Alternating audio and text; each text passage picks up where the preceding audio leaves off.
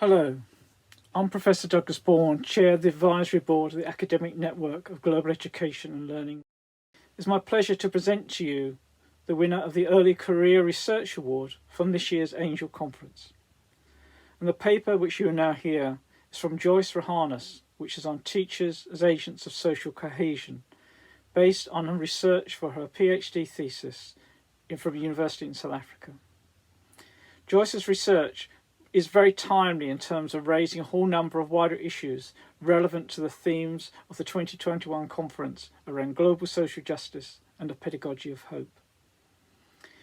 We also believe that it's important that at every Angel Conference, we particularly showcase the work of early career researchers, because we feel these provide the long-term basis for a strong and research-based community of praxis in the field of global education.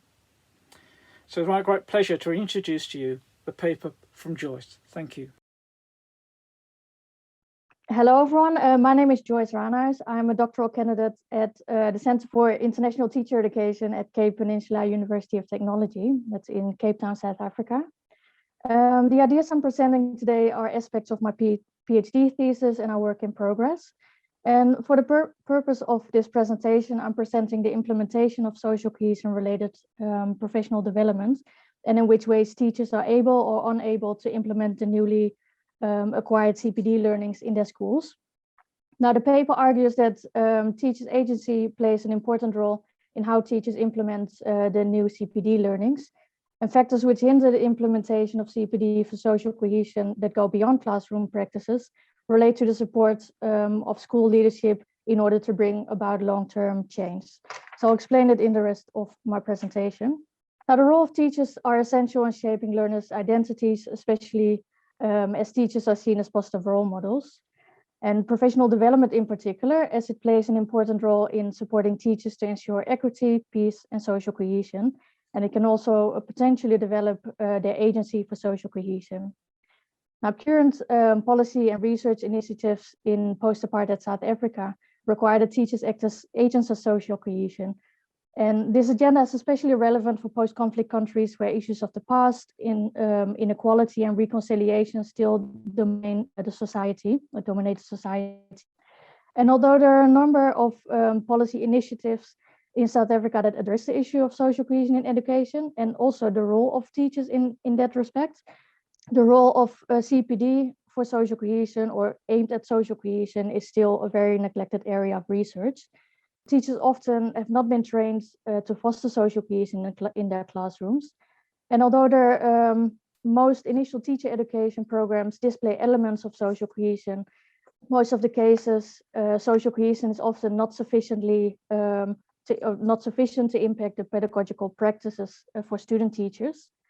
As an example, a recent study for initial teacher education programs in the Western Cape province, where I'm located, showed that there's often a tension between what students, teachers are taught about social cohesion in these programs and the actual classroom realities. So this leads to them often referring to what the schools desire from them, and that's very often traditional and non-democratic classroom practices. So although teachers only spend a short amount of time in their teacher training, they spend many more years in actual teaching.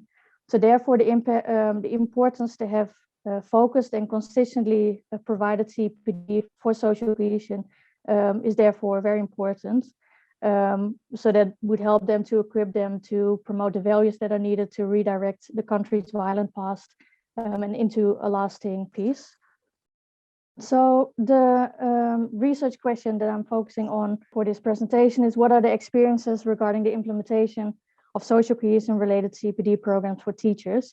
And within there, I focus very specifically on the role of teacher agency and the role in the classroom and the school. So the way how I look at the concept of teacher agency is that I see it as a dual role. So on one hand, I see teachers as agents of change by promoting harmony between pupils. But on the other hand, they can also be acting as agents of conflict through the way of the curriculum or their pedagogy. So they can play these roles simultaneously in different moments and different contexts. And the agency is influenced by the surroundings, but it can also influence the surrounding. The methodology that I used, I've analyzed 3 selected CPD programs facilitated in the Western Cape, in Cape Town, and offered by an NGO, teacher union, and a government. I've attended these programs myself, and I made detailed notes and followed up with 30 high school teachers who attended one of these specific programs. Now, the teachers were interviewed, surveyed, and they allowed me into the classroom so I could conduct classroom observations with them. I also interviewed their principals and CPD program managers and facilitators and government officials.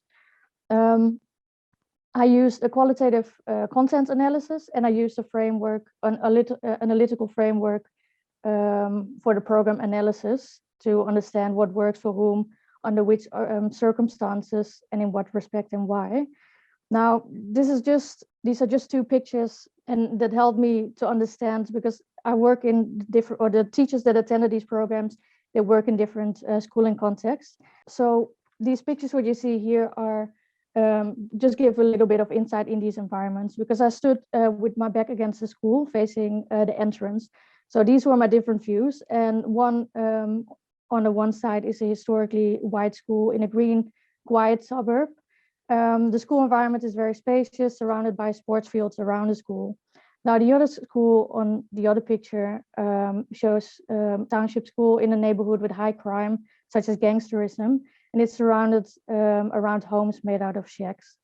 Now, why I show this, it's important to understand these contexts and to be cognizant that actually the majority of the schools in South Africa are, quoting the ministerial report, Black schools in poor socioeconomic circumstances that are often under-resourced in terms of their labs, computers, sport fields, and opportunities for extracurricular activities.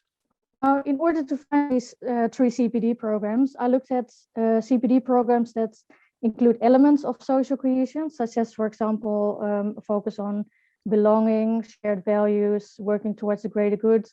And that's simply because most of these CPD programs that were available often have a very implicit focus on social cohesion. But then the national policies are really explicit about the word social cohesion. So what you can see here is the first program that focuses very much on school safety. That's a national program, actually, that's supposed to be done for all teachers in all schools. The program for the teacher union focuses on diversity, transformation, and social cohesion. This was the only program that was a bit more explicit on the role of social cohesion. And the NGO focuses on reflection to learn about their identities and practices, and the role of implicit bias and how that then plays out in the school context. I have 3 themes that I will go through in a moment.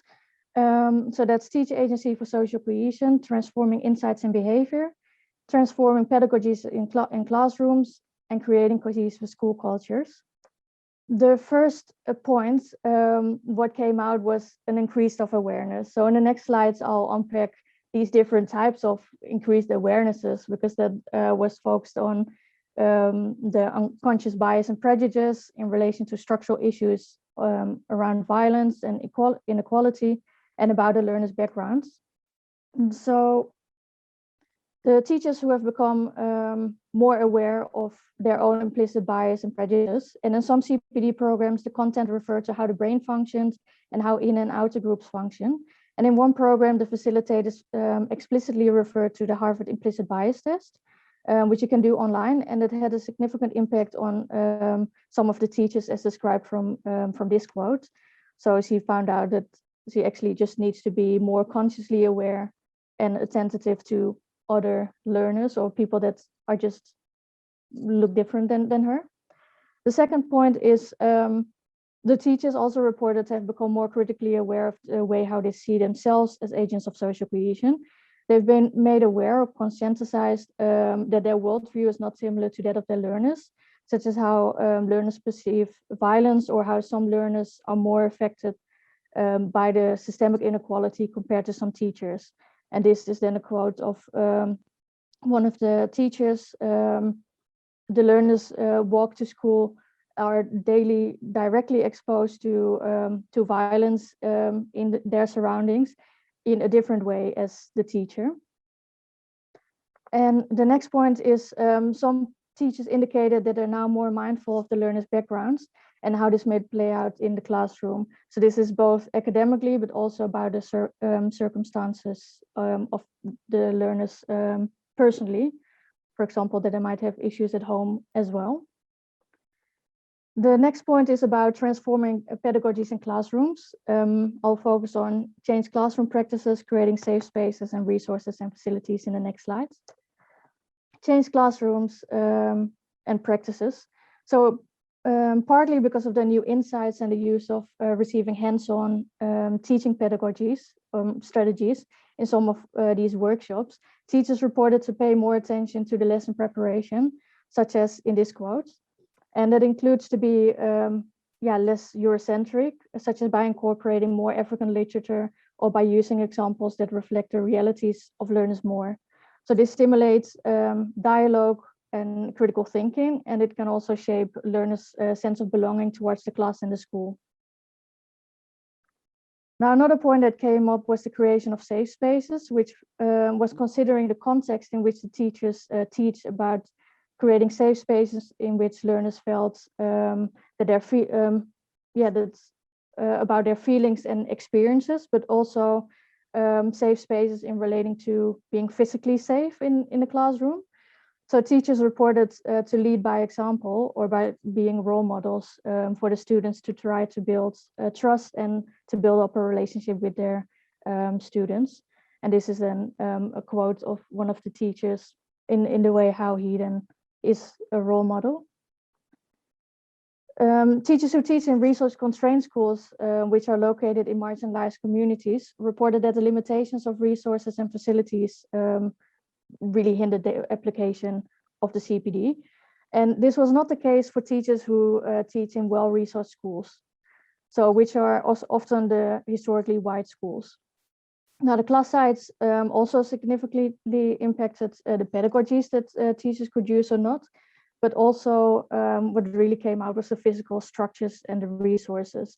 And this is then a quote whereby the school only has one entrance, which is then the entrance and the exit. And the CPD program provided strategies on school safety, but this actually made this teacher more anxious because now she was aware of what needed to be done and they didn't have these type of resources. The last point is creating cohesive school cultures. Almost all teachers were able to share the new knowledge with some of their peers during the breaks when they got back into the schools. But the majority of teachers were actually unable to do this. And teachers often reported that this was due to time constraints. But that wasn't really the only reason, because for example, for self-identified Black and colored teachers who teach in historically white schools, their challenges related to being unable to change mindsets and shifting dominant school cultures within the school on their own. So it brings me to the next point about supportive school leaders. Most teachers who attended the CPD with a member of their school leadership indicated that the efforts of change on long term had been made, for example, by similar sort of formal or informal professional development initiatives within the school. Didn't even needed to be specifically on this topic, but just something that allowed them to engage on their previous materials, which really helped. Most teachers who did not attend the CPD with a member of their school leadership, such as cited in this quote here, really struggled to cascade the CPD in their school to bring about change on long term.